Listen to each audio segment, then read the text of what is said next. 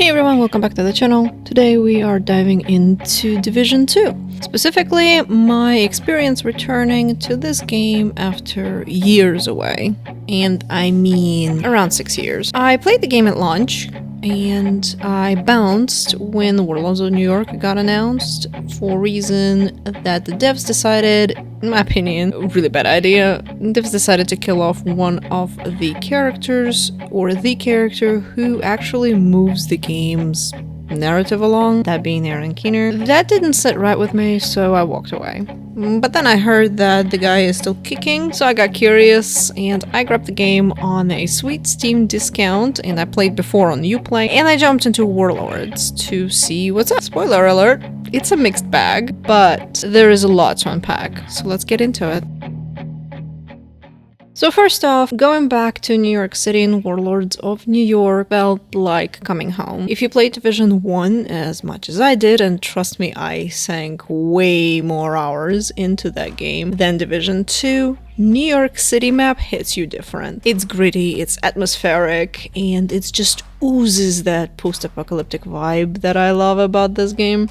Even without Division 1's winter snow and those haunting Christmas decorations, the lights strung up for holidays that never came, it's got that nostalgic pull to it that feels just right. By contrast, I gotta be real, I hated the base game's Washington DC map. I am not a fan of DC in real life either, but in game it was just too open, too flat, and boring. It lacks that visual hook that Division 1's New York had, that depressing yet majestic vibe to it. DC just feels like a sprawl with no soul. So stepping back into New York City for Warlords of New York, even though it doesn't have any snow or the same haunting vibe to it, it just felt like I was reunited with an old friend. The expansion itself, honestly, it's miles better than the base game.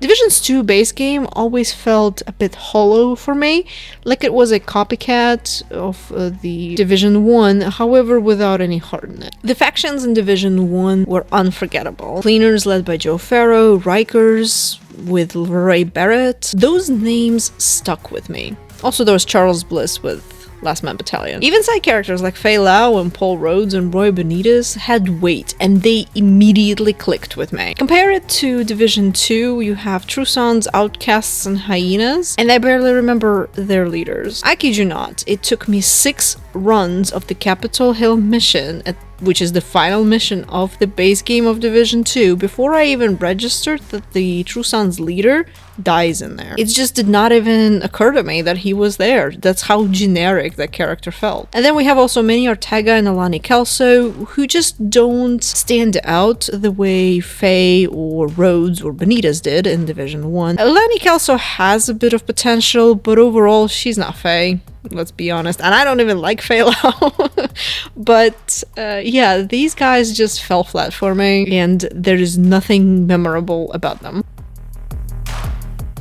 But then we have Warlords of New York rolling in, and things immediately get interesting. You have Aaron Keener and his lieutenants who take center stage, and unlike the base game's forgettable antagonists, these characters stick with you. I mean, Parnell and Kajika, I loved their stories, their motives, their agendas. They just pulled me in. They immediately clicked with me. I actually felt really bad hunting them down. Sorry guys.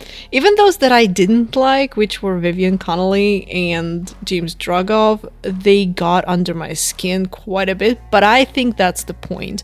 They provoked a reaction, and that was more than I can say about any character in the base game of Division 2.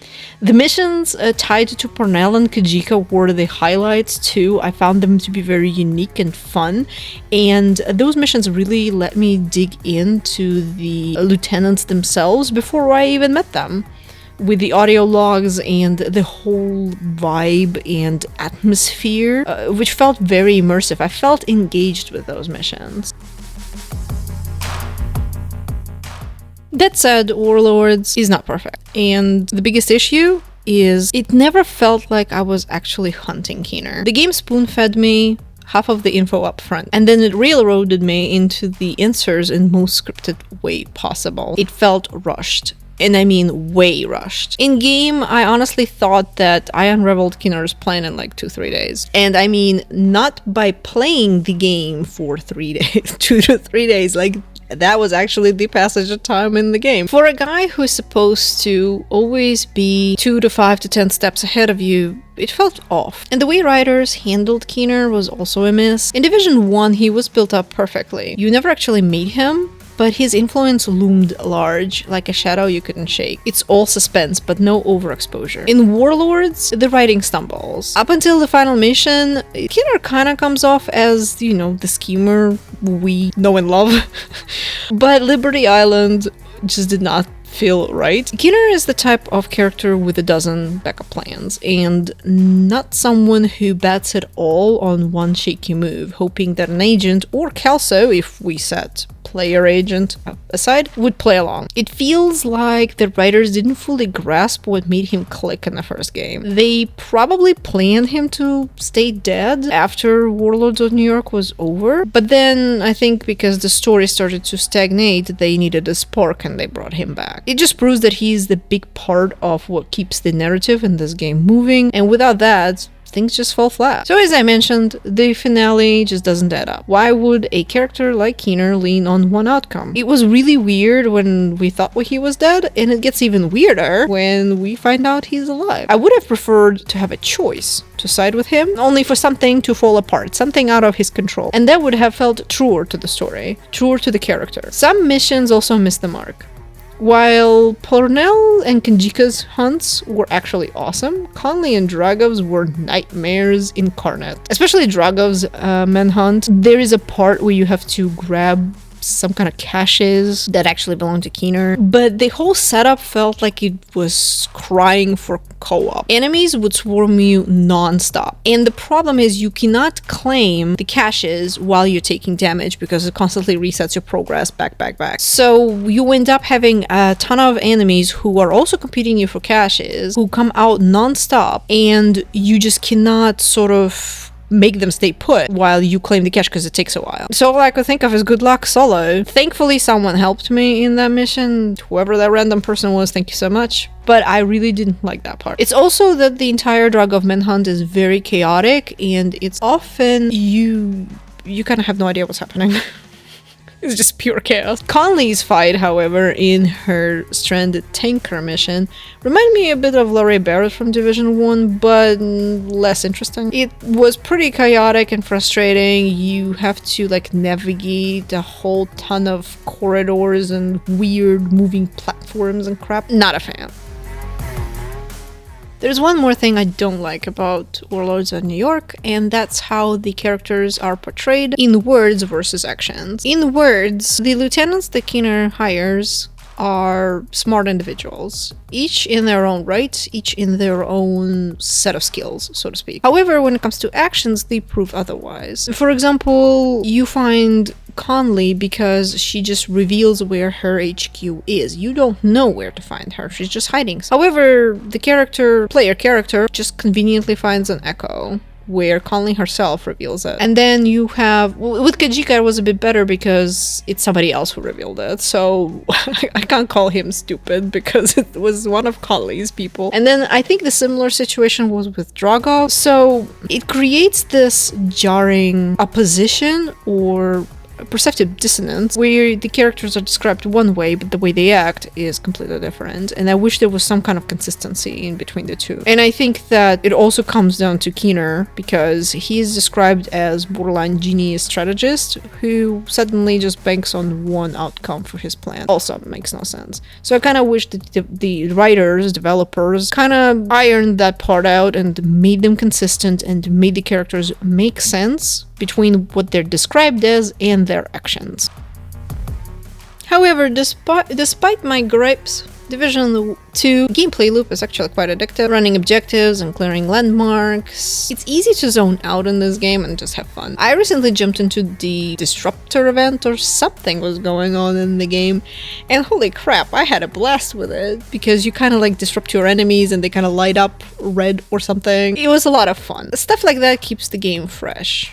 But there is a massive drawback, and that's legacy content. So if you missed any of the manhunts that happened in the past like 6 years or whatever, since Warlords launched and ended, you are out of luck. There are no comms, no missions, nothing for you to do to catch up on the lore, the stories, or the journey that happened. You just don't see it. And those manhunts tie directly into the post-Warlords of New York story. When you finish Warlords, that's what happened to me, I got to the White House after Liberty Island, and I started walking around, and suddenly I find Keener hiding in a hidey hole somewhere in the basement.